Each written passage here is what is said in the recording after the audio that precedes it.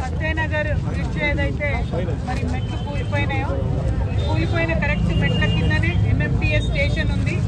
ఈ MMTS station నుంచి అనేక మంది ఆడవాళ్ళు మహిళలు పొద్దున్నే అనేక చోట్లకు వాళ్ళు పనిచేయడానికి వెళ్తూ ఉంటారు.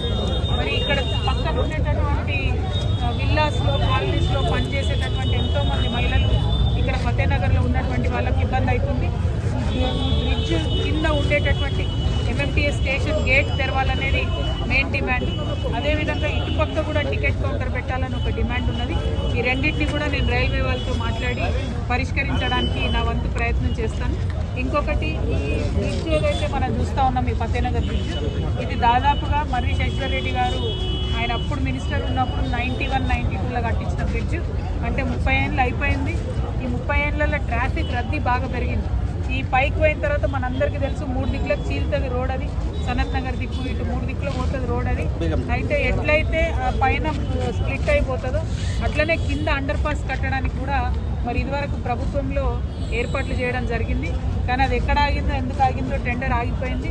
మరి ఈ గవర్నమెంట్ వచ్చి 2 ఏళ్ళు అవుతుంది, ఇంతవరకు అయితే దాని ఊసు లేదు. ఇప్పుడు ఈ బ్రిడ్జ్ పరిస్థితి చూస్తుంటే భయంకరంగా ఉంది. ఇక్కడ మొన్న మెట్లు కూలిపోయి ఒక వ్యక్తి మరి కాలీర పట్టుకున్న పరిస్థితి. అదేవిధంగా పైనకెళ్ళి రైలు పోతుంటే మొత్తం బ్రిడ్జ్ అంతా ఊగుతుందని చెప్తున్నారు. మేము చూసిన చోట కూడా బర్రెలు వాసింది బ్రిడ్జ్, మీదికెళ్ళి అంతా కూడా ఉరుస్తున్నది.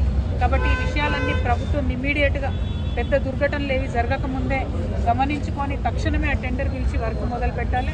ముందు రిపేర్ వర్క్ మొదలు పెట్టాలి, దాంతోపాటు అండర్ పాస్ వర్క్ కూడా మొదలు పెట్టాలని చెప్పి నేను ప్రభుత్వాన్ని డిమాండ్ చేస్తూ ఉన్నాను.